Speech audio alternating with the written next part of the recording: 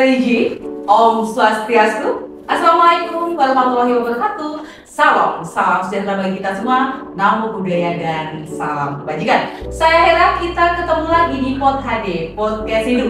Pada kesempatan kali ini kita sudah bersama para juara Anugerah Guru Berprestasi tahun 2024. Selamat malam Bapak Ibu. Selamat. Baik, semuanya sehat tentunya ya. Baik, tentu kami ucapkan selamat. Ini merupakan apresiasi dan tentu perjuangan teman-teman yang luar biasa dari tahap awal sampai dengan capaian di malam hari ini. Baik, sekarang pepatah mengatakan ya, tak kenal maka tak sayang. Kita perkenalan dulu tentunya ya.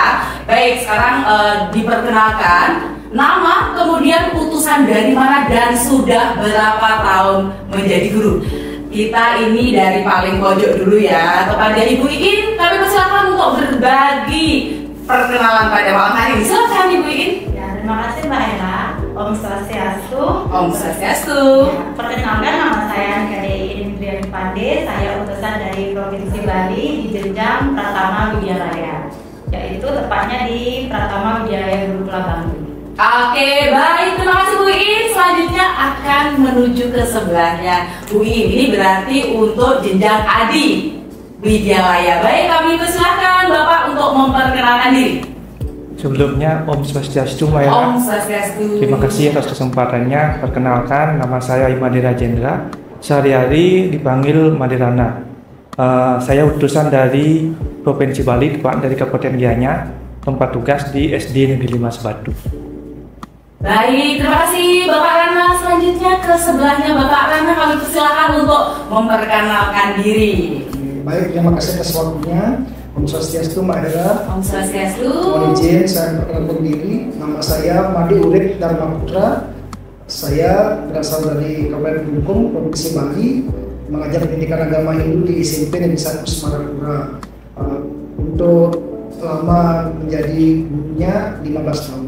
15 tahun, luar biasa ya Pak Urip ya. Itu kalau anak-anak sudah kelas berapa sekarang ya, posisinya ya sudah SMP ya, 15 tahun. Baik, kita ini menuju ke juara yang terakhir di jenjang utama Widyalaya. Kami persilakan untuk memperkenalkan diri. Terima kasih Mbak Ella.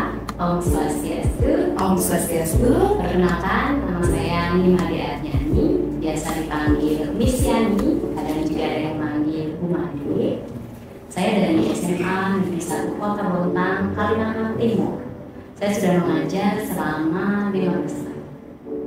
Baik, terima kasih Bu Yani. Sekarang kita akan bercerita bagaimana perasaan Bapak Ibu guru yang sudah menjadi juara atau pemenang dari Anugerah Guru Berprestasi tahun 2024. Kita mulai dari pojok sekarang ke Ibu Yani. Silahkan diceritakan bagaimana perasaannya sampai dengan malam ini, Bu. Silakan. Ya, pertamanya saya nervous ya, pastinya nervous karena berada di tingkat nasional. Terus pas sudah jadi juara, saya senang banget sampai nggak tahu cara mengungkapin bahagianya. Saya akhirnya bisa mencapai di titik ini. Jauh dari itu saya terkejut lagi karena setelah pengumuman juara diumumkan lagi juara favorit itu saya kayak speechless, kenapa, dari mana? Saya bingung sendiri gitu. Jadi emang ada jenis-jenis dari perasaan itu yang kalau kita terlampau senang itu malah jadi bingung gitu. Oke, baik. Ini jadi double jadinya ya Bu Yani-nya. Yang pertama adalah menjadi juara di kategori untuk utama Widyalaya. Kemudian yang kedua adalah menjadi juara favorit. Ya, luar biasa, pencapaian yang luar biasa. Baik, terima kasih Bu Yani atas sharing perasaannya. Kita menuju ke Pak Urip ini. Pak Urip, silahkan diceritakan bagaimana perasaannya untuk malam ini. Silakan. Kalau dari segi perasaan, terus terang tidak menyangka Mbak Ella. Karena mendapat penghargaan seperti ini, tentunya penghargaan ini akan memotivasi saya untuk maju ke depannya. Karena sebelum-sebelumnya secara prestis masih belum terpikirkan untuk hal ini. Jadi dengan bekerja sama, dengan berkolaborasi bareng dengan teman-teman yang hebat, mudah-mudahan penghargaan ini bisa memotivasi saya untuk berbuat lebih baik. Terima kasih. Oke, baik, terima kasih Pak Ulif. Jadi ini seperti Bu Yani tadi ya, tidak menyangka yang akhirnya di mana masuk 6 besar dan pada malam hari ini diumumkan menjadi juara 1 di masing-masing jenjang. Baik, kita akan berbagi perasaan, tentunya pasti semuanya bahagia dan terharu. Baik, sekarang kepada Bapak Rana, kami persilahkan untuk berbagi perasaan bahagia. Silakan Pak. Terima kasih Mbak Ira. Terus terang pada malam hari ini ada rasa yang bercampur aduk. Ada rasa senang, kemudian ada rasa sedihnya juga. Saya berangkatnya dari desa, gak nyangka bahwa pada malam anugerah ini akan mencapai pada level tertinggi. Terus terang dari tahap persiapan yang waktunya mendesak, kemudian diselingi beberapa kesibukan, tidak menyangka sampai pada titik ini. Terus terang sangat senang, bahagia, tapi ada sedihnya juga. Oke, baik Pak Rana. Jadi ini rasanya namun ya Pak ya. Pasti didominasinya rasa bahagianya ya, dibanding dengan rasa sedihnya. Memang posisinya kegiatan ini yang rencananya itu dilaksanakan November tetapi maju menjadi Oktober, tentu itu juga butuh akselerasi, termasuk juga teman-teman para finalis kemarin juga pasti waktu untuk persiapannya mepet ya, untuk tahu mengumpulkan kapan portofolio terakhir dan tahapan-tahapan selanjutnya. Jadi memang prosesnya ini lumayan singkat. Bulan Oktober harus sudah terselenggara. Baik, sekarang ini juara yang terakhir nih. Silakan Bu Iin, bagaimana perasaannya malam hari ini? Baik, terima kasih Mbak Hera. Mungkin nggak jauh beda sama teman-teman yang lain. Speechless pasti ya. Nggak nyangka gitu karena di jenjang saya yang di pertama itu saingnya tuh hebat banget gitu. Bahkan sampai ada yang dari Bandung itu sampai bawa topeng dia. Jadi medianya tuh media topeng sampai se-effort gitu. Dan udah yang juga nggak bisa berkata-kata. Tadi sempat bingung juga dipanggil namanya juara 1, 2, 3, 2. Terus juara 1 berarti siapa? Saya bingung sendiri gitu. Jadi ya campur aduk lah. Oke, baik. Ini sama ya, Bu Iin, Pak Rana, Pak Urip, dan Bu Yani tentunya ya. Ini tentu tidak menyangka ya pada malam hari ini berada dalam pencapaian yang seperti ini. Kalau dilihat dari prosesnya tentunya yang lumayan mepet waktunya, kemudian juga dilihat para finalis lain itu juga luar biasa kompetensinya ya. Sudah ngobrol pengalamannya juga, mereka lama menjadi guru, kemudian juga mereka terjun langsung di keumatan juga selain di guru. Jadi sebenarnya mereka itu paket komplit. Tentu saja pencapaian malam ini tentu seperti tadi dari keempat para pemenang itu nggak menyangka ya, kok saya gitu ya. Baik, selanjutnya baik, untuk informasi dari event ini, dari mana mendapat informasi, saya berikan pertanyaan ini ke Pak Urip dulu. Ya, Pak Urip, dari mana Bapak mendapatkan informasi terkait dengan pelaksanaan Guru Berprestasi tahun 2024? Silakan Pak Urip. Terima kasih Mbak Ira. Terkait dengan pertanyaannya, di mana mendapatkan informasi tentunya dari kantor Kementerian Agama Kabupaten Kelungkung, di mana ada rapat dari internal, kemudian penunjukan itu secara langsung tidak melalui seleksi. Jadi kebetulan karena saya aktif di keorganisasian, ketua MGIP di kabupaten, wakil ketua MGIP juga di provinsi, akhirnya saya ditunjuk untuk mewakili Kabupaten Kelungkung sekaligus duta dari Kabupaten Kelungkung mewakili anugerah Universitas tahun 2020. Baik, berarti memang respon dari Kambil kemudian ke rekan kemenaknya itu luar biasa cepat ya, dimana informasi memang yang kita kumpulkan itu awalnya dari pihak Kambil begitu ya, dan juga para guru segera mendapatkan informasi itu ya, berarti memang dari kepanjangan tangan direktur tentunya ya untuk mengetahui informasi. Baik, selanjutnya ini ke Pak Rana. Pak Rana, dari semua proses dari awal sampai terakhir ya, tadi juga masih posisinya ada tes-tes yang harus dijalani. Tahapan mana yang Bapak Rana ini anggap paling sulit dari awal sampai dengan tes terakhir tadi? Silahkan Bapak Rana. Terima kasih Mbak Ira. Mungkin dari proses awal, mulai dari portofolio, kemudian tes tulis, kemudian tadi ada sesi best practice-nya, kemudian wawancaranya. Mungkin yang paling sulit bagi saya itu adalah di sesi presentasi best practice.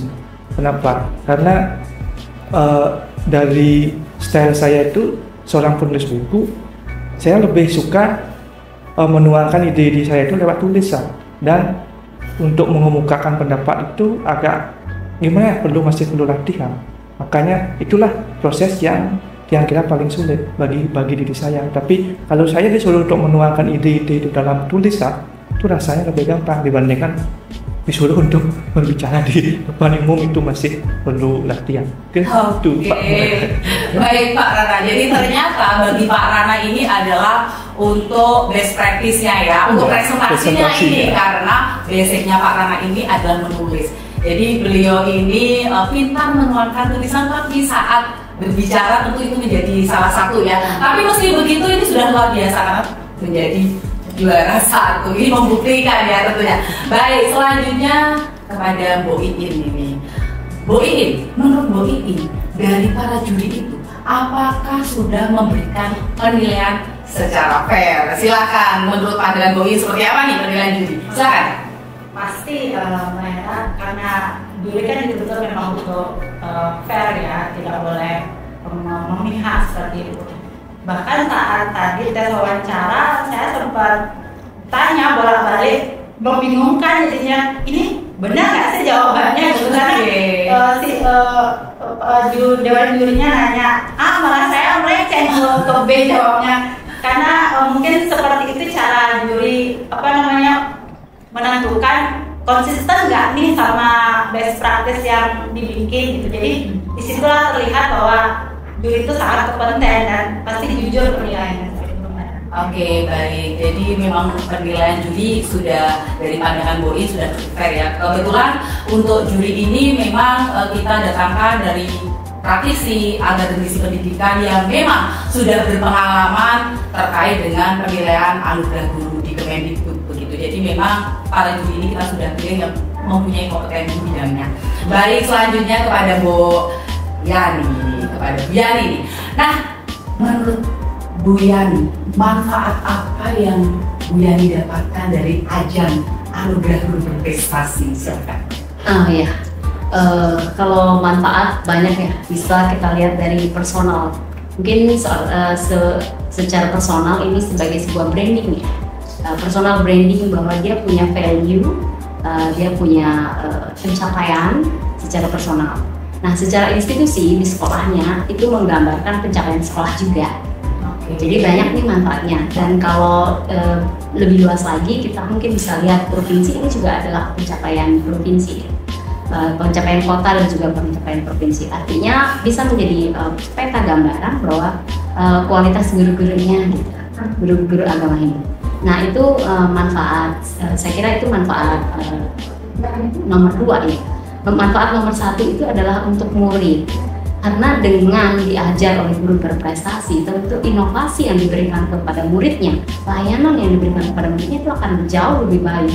Karena malu dong ngajar dengan biasa-biasa aja, padahal labelnya atau branding yang dia bawa adalah guru berprestasi. Tentu di sana dia akan terus berinovasi. Oke, baik. Ini manfaatnya selain tentu dari sekolah, kemudian dari provinsi, tentunya bagi murid itu sendiri, di mana diajar oleh pengajar yang memang mempunyai kompetensi dengan yang sudah di sana sekarang ya. Juara guru berprestasi tahun 2024. Baik, selanjutnya ini ke Pak Rana ya. Pak Rana, bisa berbagi dengan kita semua dan juga guru-guru lain, apa sih tipsnya untuk mencapai atau mendapatkan juara pada ajang guru berprestasi ini? Silakan Pak Rana.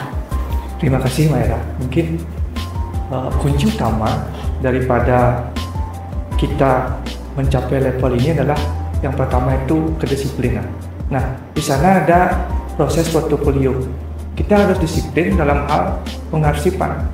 Apa-apa dokumen-dokumen yang kita miliki itu harus kita arsipkan, sehingga ketika dokumen itu kita butuhkan jadi gampang. Nah, kalau kita tidak disiplin dalam mengarsipkan dokumen-dokumen kita itu, maka kita akan kelabakan.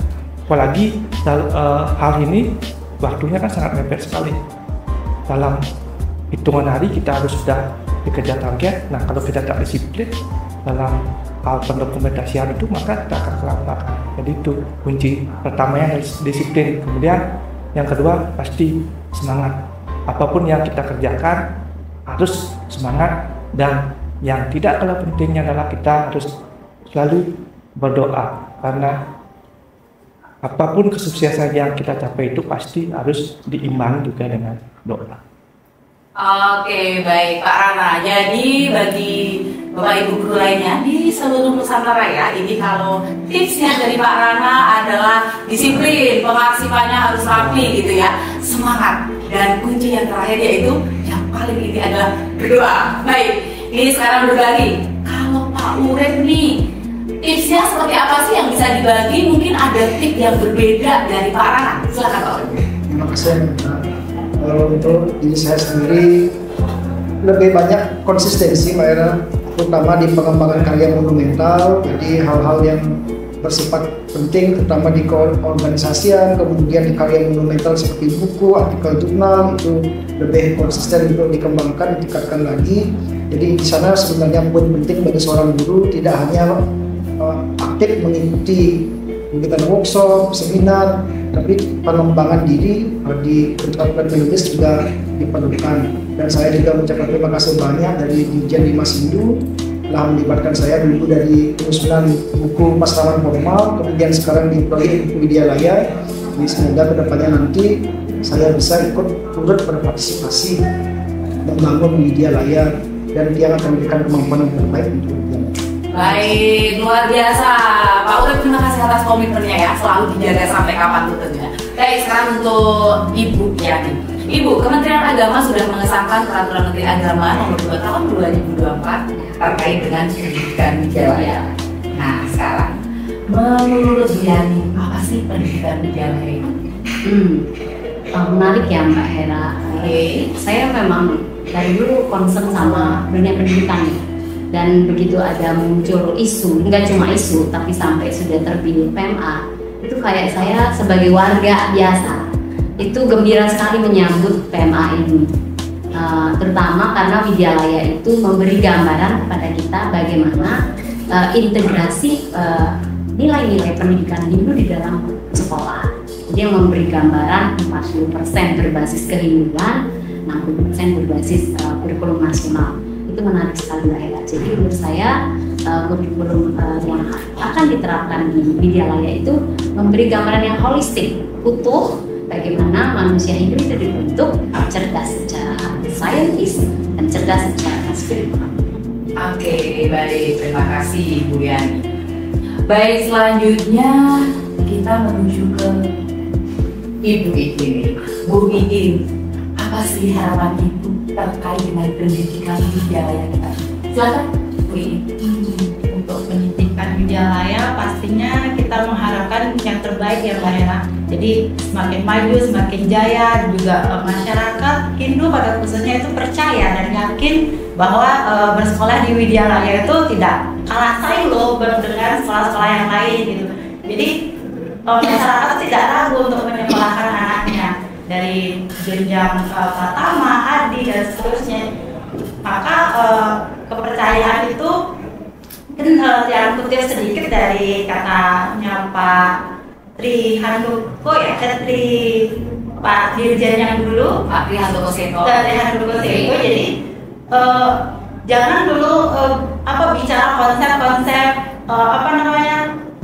struktur itu nanti dulu. Jadi gedung dulu kita bikin, semoga mungkin itu membuat masyarakat itu jadi percaya, yakin bahwa ini fisiknya sudah ada. Jadi sudah ada fisik, kemudian baru kita benahi SDM-nya seperti itu. Bu Prima juga sempat memberi saran bahwa SDM-nya juga perlu dikasih lah kayak misalnya kayak gaji gitu. Jadi itu salah satu penyemangat. Mungkin tidak muluk-muluk ya Mbak Hera. Jadi kita sebagai seorang pendidik yang memang kita mengabdi, cuma kan kita harus realistis juga. Jadi tidak hanya mengabdi. Jadi diharapkan adanya Widyalaya ini masyarakat semakin care, semakin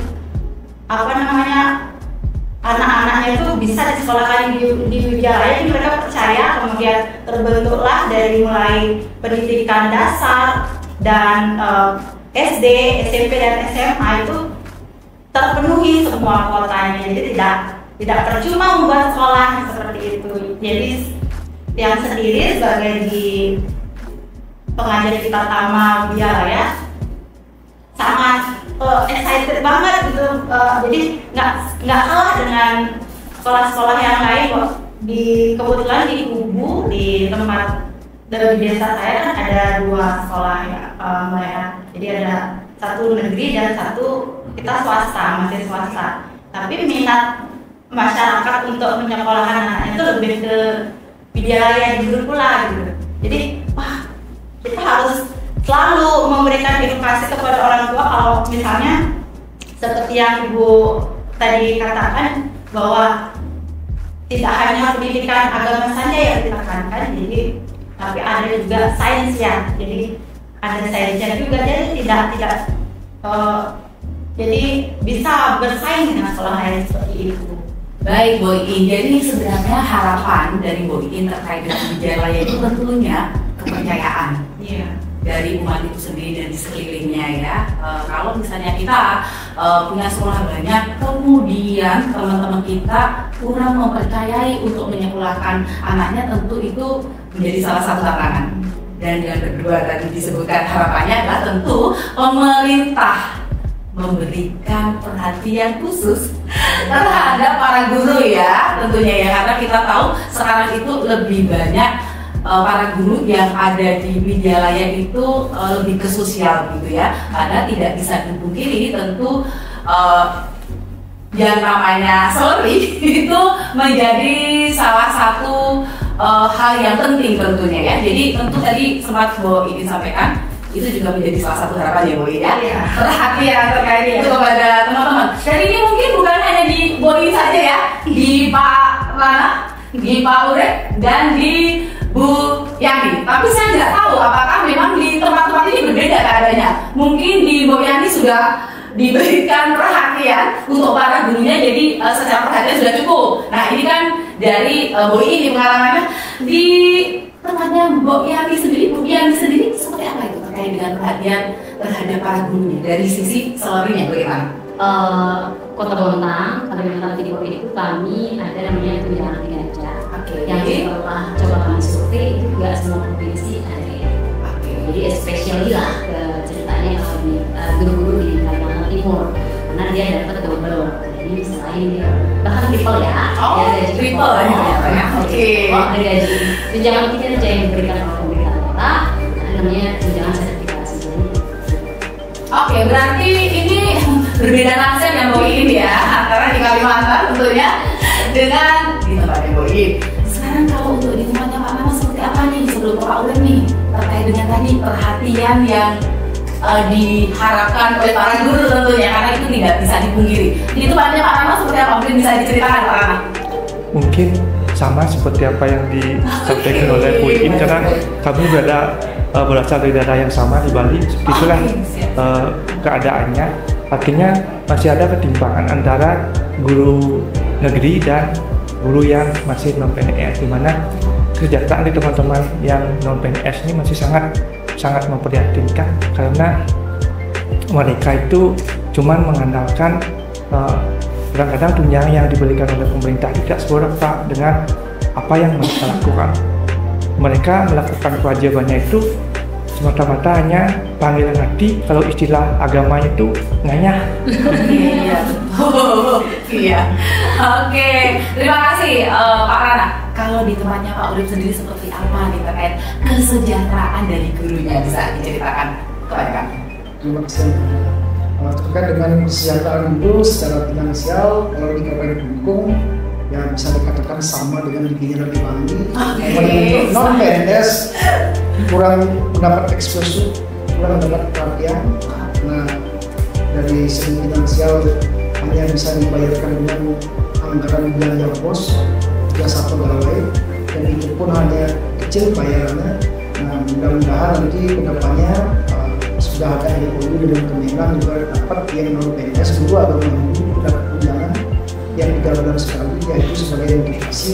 Nah, mudah-mudahan nanti dengan berpindah Widya Laya bisa mengangkat kembali guru agama ini di Widya Laya, kemudian mengembangkan kembali Widya Laya agar bisa mendapat dukungan dari masyarakat, karena membangun hal yang besar pasti dimulai dari hal yang kecil.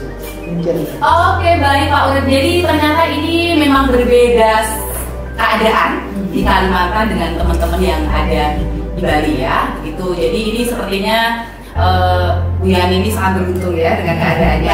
Saya boleh cerita. Oh, silakan Bu Yani, silakan.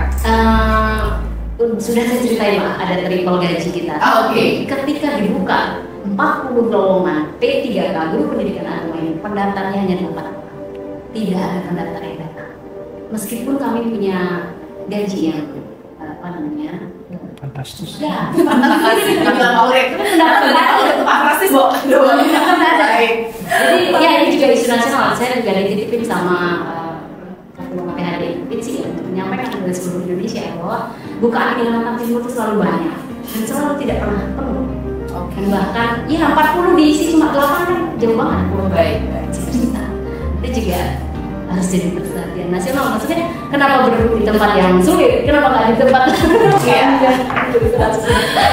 Oke, Bu Yani, terima kasih sharingnya. Iya, itu juga jadi kendala ya teman-teman yang berada di Bali.